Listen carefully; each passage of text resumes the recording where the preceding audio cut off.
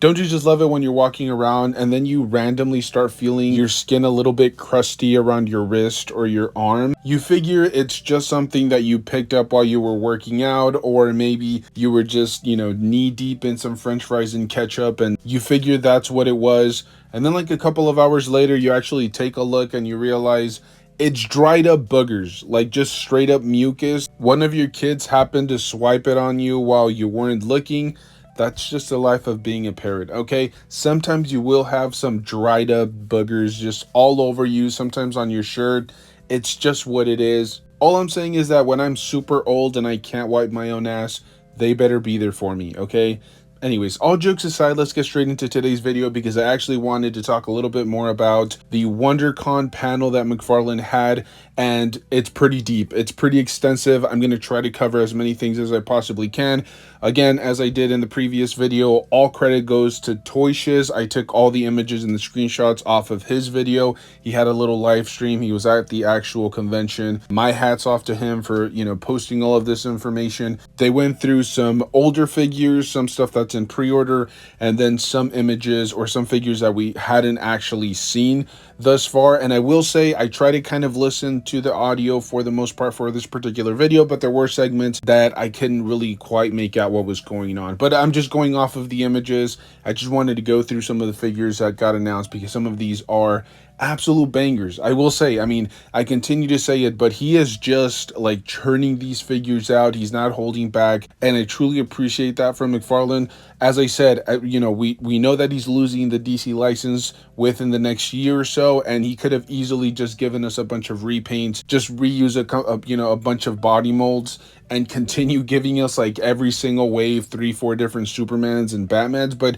he's mixing it in. He's still doing Batmans and Supermans, but he's mixing it in with more obscure, third level characters, C-list characters that were, we wouldn't really expect from a big OM. And I think that's a really cool nod to the consumer base. Without further ado, let's get straight into today's video and talk about some of these figures. We did see a few figures, as I said at the beginning of the video, that we had already seen either in promotional images or like leaked images here and there. There was like, for example, the Green Lantern Jade action figure, which I think we'd seen before, if I'm not mistaken. The 1 million Batman, which is already up for pre-order if you guys want to go ahead and actually pick that particular figure up. But then we actually got a closer look at a classic rendition of Bizarro. This is really fun. This is exciting. This is yet another character to add, or another, I should say another version, because I think we might have gotten a Bizarro back in the day, but this is a classic Bizarro for your display. We're getting a lot more classic action figures, and it's nice to see them flesh out the Superman display, because it feels like more often than not we're getting Batman villains and Superman kind of gets thrown to the wayside, which is funny because we do get quite a few Superman action figures from like on a month-to-month basis from McFarlane, so it just makes perfect sense for him to give us even more characters for the display. Just kind of expand on it. I absolutely love the look for Bizarro. And then we did get that armored Hal Jordan, which I don't necessarily remember if we've seen promotional images for this. At least in my mind, I do remember, I was like going through all of the mental images that I have of Hal Jordan, and I do remember seeing that power suit somewhere. I'm not sure if it was just in passing, or maybe I saw like a leaked listing or a description somewhere, but I do remember having seen that figure before. And then there was that cowboy Batman action figure, which, I'm sure there's like a huge demand. Everybody was asking for a cowboy Batman, but as I said, that one had already been revealed. We had already seen images of that particular figure. However, the Eradicator action figure, I don't recall if I had personally seen this. I think we had gotten an Eradicator back in the day, if I'm not mistaken. I could be wrong, but we are getting this version of Eradicator, and I'm going to assume that it's an updated version. We're definitely getting a wired cape, and I absolutely love that head sculpt. I can't wait to see both of these figures, well, really the entire wave in stores, but definitely that Bizarro and the Eradicator action figures with wired capes, classic looks, classic characters. I can't wait for these figures. And then continuing with the trend of certain figures that we've already seen some promotional images for, they haven't gone up for pre-order, but we did get a closer look at that Batman Year One, as well as Commissioner Gordon from year one, and I absolutely love the Commissioner Gordon. I've already gone on the record that I am definitely going to pre-order that figure. We need more of these kind of like foundational pieces to the DC universe, or at least the Batman family, and this is one of those characters that for the longest time I think manufacturers are afraid to make, whether that's Alfred or somebody like Jim Gordon for their display or their collection, just because they feel like maybe it's not going to sell as well. And my hat's off to McFarlane, because he really didn't care about that. He went headfirst, made a Commissioner Gordon. I am very excited for that figure. And then the Justice Lord Batman, I believe, has also either gone up for pre-order or it has already been teased in the past. It's not really a character or a rendition of Batman that I'm really interested in, but it's really nice to continue seeing them dig really deep for some of these versions of Batman. And then they also showed off the Connor Hawke Green Arrow as well as Hourman. Now, I don't recall seeing Hourman at the New York Toy Fair, but I do remember seeing the Green Arrow there. It was on display or it was in packaging, I can't quite remember. And I believe Toy Shiz was also at Toy Fair, so he did have some images and some videos. So I'll probably go back and look through it, but I do remember clearly the Green Arrow being on display there. And then the next little slide was probably my favorite. We're getting a new 52 Superman finally. I don't understand why it took this long. I know we got a rebirth version, we just got like the first appearance version and so on and so forth, but I love this. The new 52, it definitely gets underappreciated. It gets a ton of hate, but I actually really like the design for this particular Superman. And continuing to hit us with more obscure characters that not everybody is familiar with. We're supposed to be getting a Mr. Miracle as well as a Sandman, and then yet another Azrael action figure. And I have to say, I think they could probably continue reusing that body mold, just because people absolutely love the heck out of that Azrael body mold. I think this is maybe like the 4th or 5th different version that we've gotten using that body mold. Now, I could be wrong. They're just digital renders, so I'm not sure if they're reusing that old body mold, but even if they are, people just love the heck out of it. I think we just got one that was like an Entertainment Earth exclusive or something along those lines, that was just a completely different color palette. It wasn't based on any source material. It was just like, hey, let's do something cool with that body mold because people will purchase it.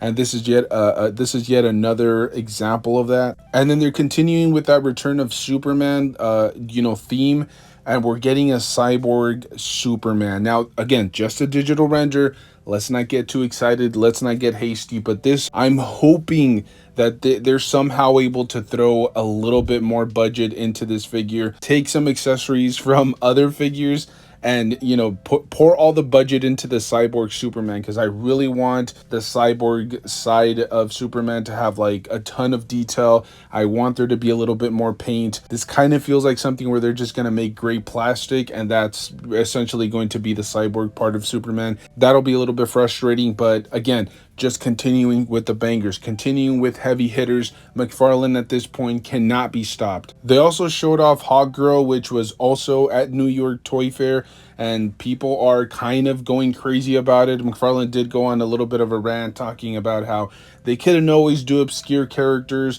They would try to do it now and then, but obviously they can't do it all the time. They can't do it as consistently as they wish they did. But here we have it, another Hawkgirl if you guys are interested. And then we do get Guy Gardner as a Red Lantern, which is essentially just a variant of the original, which is really cool. I like when he's doing these. I know people don't like the Platinum Edition versions from McFarlane, and it gets really confusing now. Like, one of them is supposed to be like a really difficult variant, one of them is supposed to be a store exclusive, and then the other one is just a variation on the color palette. And then there's supposed to be one that's like a completely different character but still uses the same moniker. It's like supposedly still the same figure in package. I think they just do repaints or something along those lines, but it becomes a new character, kind of how they did Starfire where her sister was the variant. I'm not sure what's going on here. It's too complicated. There's too much math here involved here. Let's just say that it's nice to see this continued. Guy Gardner was a really big heavy hitter. I still haven't found him in store, but it's definitely one of those figures that I desperately need in my display. And in case you're wondering, yes, he will go up with a bowl cut in my display, okay? I'm going to display him the correct way. And then there was a variant of Mr. Terrific. I'm not really familiar with this iteration or this version. I'm not sure if it's just like a different color scheme on him, or if it's based on different source material where, you know, the color tones were different. And then there was a Superman figure that's based on the different lives of Superman. I'm not familiar with this either. It's essentially just a Superman body mold with like two separate head sculpts, but he has like the paws of a lion and the head of a lion. So I have no idea what's going on. For a second there, I felt like I was, you know, starting to doze off, and I like took a screenshot of something weird when I woke up the next morning. So I'm not sure. Don't quote me on any of those.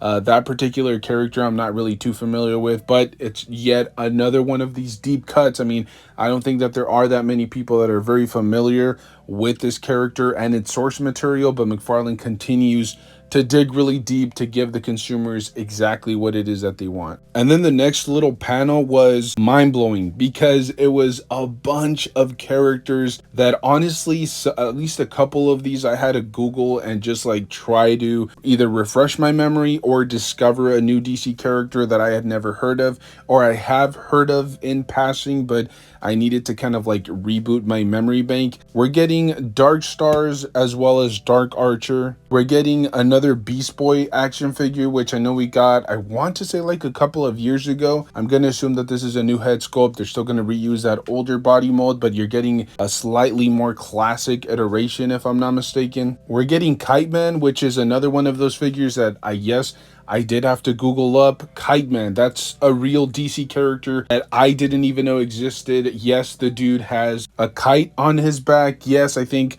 the DC universe, they were kind of running out of ideas and they were digging really deep. There are probably like 5 different people on planet Earth that wanted this action figure, and now they have it, I guess. They also showed off a Classics Deathstroke as well as a Metron action figure, which by the way comes with a really cool, neat throne or a chair of some kind. I've often said it before and I'll reiterate it. Sometimes you can hate on McFarlane as much as you want, but he goes above and beyond with some of these releases. I know we got, if I'm not mistaken, a Black Adam live action release not too long ago, and that one also came with the throne. And then we got one of those armored Lex Luthor action figures that also came with a really nicely designed and sculpted throne. Yes, it is kind of like very hollow and somewhat cheap plastic, but for a $20 price point, I think he is giving you more than most manufacturers are at that particular price point. Now, I can't quite recall exactly what body mold they're using for that Deathstroke action figure. I'm just happy that they're not reusing the one that we just got not too long ago with the Page Punchers line. This one seems to be more of a classic design, and they're sticking with it all the way through, at least in these digital renders. Hopefully that is able to actually come together in action figure form or in plastic form. And then the biggest announcement probably of the night was the fact that they were going to give us the Batman Returns live action figures, and I absolutely love this. This was kind of a speculation that I had at the beginning of the year.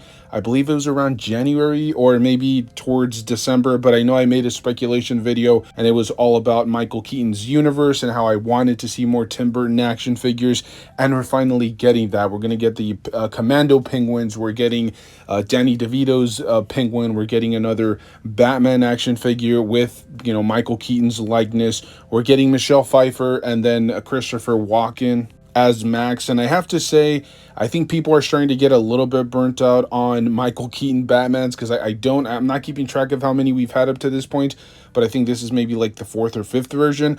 I will say this will be kind of like the complete version, if you will. You're going to get an entire wave with every character that you'll need to an extent, and I feel like it's somewhat self-encapsulated. Although I will say, if we don't get a Jack Nicholson action figure before McFarlane gives up the license, I'm going to lose my cool here. It seems like he's the only holdout. I'm not sure what is going on here. Is it the likeness license that they're not able to get? Is it Warner Bros. Maybe pushing back a little bit? I'm not exactly sure what's going on here, but I feel like we desperately need a Jack Nicholson action figure. However, the Michelle Pfeiffer Catwoman just looks absolutely phenomenal, and then Danny DeVito as the Penguin. Along with the penguins, I think it's kind of like a little neat bow on top of this beautiful present. I love that they're, having fun with the line at this point. McFarlane made a point of emphasizing how it's important to have fun with action figures. Sometimes we just want like the more serious characters, the more serious films, and seeing the penguins in action figure form, or at least in a digital render up on a screen, it made me kind of chuckle. It made me think back to the kind of stuff that I liked when I was growing up, when I was collecting Michael Keaton and George Clooney action figures. And I didn't care about whether the films were good or not. I just kind of sat in front of the TV with, like running mucus running down my nose and just, munching on Lunchables. Like, this is what I watched growing up. And I really like the fact that McFarlane kind of pointed that out, because I do feel like there are going to be some people out there that are wondering why we're getting Penguin Commandos. But as you said in the presentation, it's important to have fun with action figures, and that's really how I end all my videos, talking about how you should have fun with your action figures. And I just thought it was a really cool nod from McFarlane there. And just to reiterate, they were showing some figures that had already been released or were up for pre-order at the moment of the WonderCon event. They had the Supergirl, some images of Supergirl, and then they had some images of the Kingdom Come Superman. However, my attention really went all the way out to the new Superboy action figure that we're getting, as well as Wonder Woman from, I'm assuming, her first appearance in comic book form. I have to say, I love the design for Superboy in this particular digital render. Wonder Woman also looks fantastic, although I will say it's not the Wonder Woman that people are, clamoring. They want that re-release of the DC Collector's Edition line Wonder Woman, but at least this is kind of a good representation of her in her, or I believe this is her first appearance, if not mistaken, in comic book form.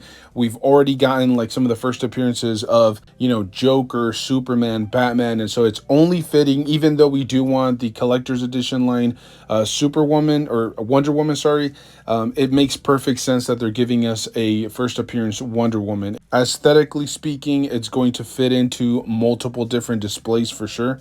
And then they also showed off a Mr. Bones action figure with what I'm hoping is yet another wired cape. I honestly, I know some people might get a little bit fatigued from seeing McFarlane wired capes, and some people might want some hard plastic capes, but I think that's like 10 people. Literally, I don't know how many people out there are getting fatigued or tired of wired capes. It just doesn't make any sense in my mind. Keep the wired capes coming, keep the soft cloths coming. They just display so much better. And then finally, they did show off like their last little digital figure wave, which I believe was like the last real like 7-inch articulated action figure segment. And they had, for example, Batman from No Man's Land, Stephanie Brown as Batgirl, a Monarch action figure, as well as a Nightwing from the Bronze Age. And if there's one thing that you take away from this image, and hopefully it's not the only thing that you take away, yes, Batgirl is massive. She stands right next to Batman here, and Monarch, who is supposed to be an armored character, and she just looks about the same size. I'm not sure if we want to get into it, the whole conversation about scaling for McFarlane. Even within his own universe, it doesn't make a lot of sense. Some of the female characters are about the same size as like legit grown men. So I'm not going to bash him for it. I think at this point, if you like the scaling from McFarlane, you'll be into this. If you don't, then you won't. But honestly, this is very exciting, and I like the ratio here. It's like you get 4 action figures. You get a Nightwing, which might be a little bit of reuse from the previous one, but at least you get a version that, again, that Bronze Age, we've already gotten a Batman, a Joker, and a few other characters from that, with that kind of like Bronze era design. And so it's really exciting to get something like that.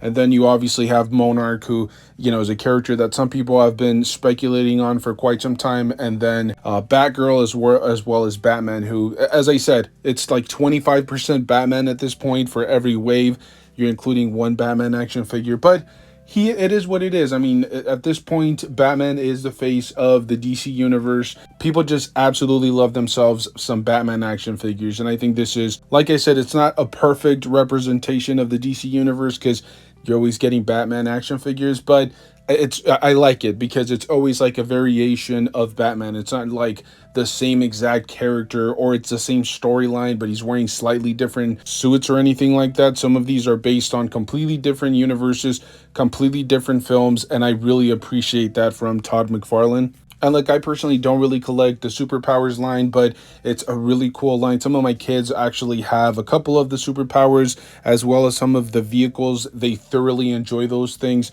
I think they just picked up the Beetle little ship that they released, and I believe they have a couple of other vehicles. If I'm not mistaken, they had a Batman vehicle, and then even like DC Multiverse vehicles they always enjoy, but superpowers is like their main go-to line. They have like very minimal articulation, and they just love, you know, the colors. They're aesthetically pleasing to them, and so I decided to talk a little bit about them. So they do have a new wave.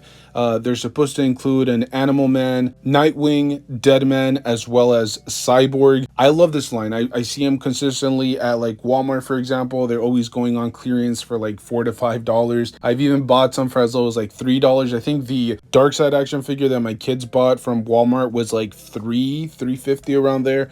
So there's always great value. Even at $10, I think, you know, you can throw them up there, display them, you know, in packaging or open them up. They're always a ton of fun. And then they're continuing with the Super Friends line.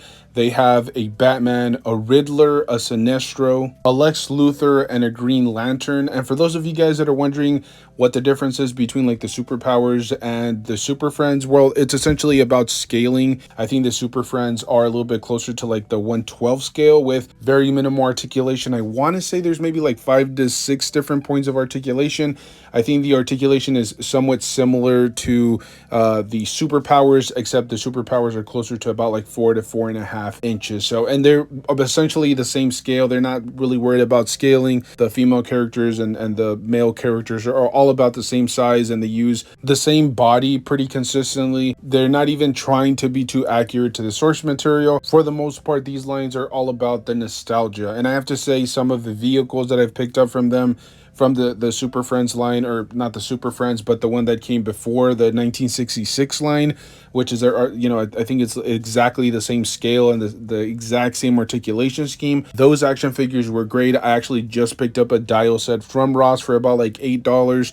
And even though they're not like incredibly detailed or incredibly immersive, McFarlane is still doing a great job with those figures and those sets. And then they did show off some 12-inch resin statues. They had a couple of Superman ones as well as an Azrael statue. And I have to say, I'm not really a big statue kind of person, but these do look great. There's one with Clark Kent like opening up his shirt right before he's gonna don the Superman outfit or the Superman suit, as well as one that is in mid-flight. So there you guys have it. I'm not really gonna dig too deep into this. I wasn't going to like analyze every single figure that was announced at WonderCon, primarily because these are just digital renders. You know, they're not really showing off the articulation scheme, the accessories. It's just kind of like, this is what's upcoming. Get excited for it. Talk about these collectibles amongst yourselves. That's essentially what the WonderCon panel was. So I'm not really going to dig too deep into it, but it is a lot of exciting new merchandising. If you guys are interested in talking or listening to me ramble on about the TMNT line as well as the Mortal Kombat line, I do have another video up talking about that segment. This was only for the DC license as a whole, and I have to say, just very exciting all around. I was somewhat frustrated with the fact that we didn't get any new collectibles for the upcoming James Gunn Superman live action film. I really wanted to see some action figures, maybe just some teases, some digital renders, something along those lines. I'm going to assume, and I'm just going out on a limb here, that as soon as we get the newest trailer, which I think will debut, and I'm not sure if I'm getting my dates mixed up here, but I think San Diego will happen before the release of the film. So I think there will be at least one more teaser trailer right before the release of the film, which I think is like a couple of months before the release date. And then along with that, we will get some of the announcements for the collectibles. Let's keep in mind, they're probably keeping certain things under wraps, certain characters in the dark, just because they don't want to maybe spoil certain things, or some of the designs that McFarlane got, you know, maybe back like a year ago when the film was still in production. Maybe some of the designs changed up a little bit. Maybe certain characters or certain sections of the film were cut out completely. So there are things that you have to take into consideration when you're putting putting together merchandise to sell along with the film. Regardless, this was an absolute stacked event. I am, like I said, very much looking forward to the end of McFarlane's run with the DC line. I know it's incredibly sad, tears come to our eyes, but also be excited about the future. And that's, I think, what the video was, where I talked about TMNT and Mortal Kombat. I kind of hit on that a little bit harder just because I think certain people are getting down on themselves, maybe a little bit depressed, but I think the future is bright, and I think we should be definitely getting excited for that. But let me know down below in the comment section which figures, which characters you guys are the most excited about. I will say I'll eventually get to breaking down these figures a little bit more. As I said, these are just digital renders. It's just to kind of get us talking about the characters. Thank you guys so much for tuning in. Make sure to stay tuned. We do upload pretty consistently. If you guys like rambling content about action figures, that's kind of like our MO here. Oh, and again, one last shout out to Toy Shiz. That's where I took all of the images, all of the screenshots. He did have a live stream where he was actually at the convention itself. So if you guys want to check out the original video, I will put a link in the description so you guys can check that out. But I've rambled on here long enough. Thank you for tuning in. Stay safe out there. Make sure to enjoy the hobby. That's the most important part of all this. Pose them, photograph them, whatever it is that you're into. And I'll see you guys in the next one. Thank you.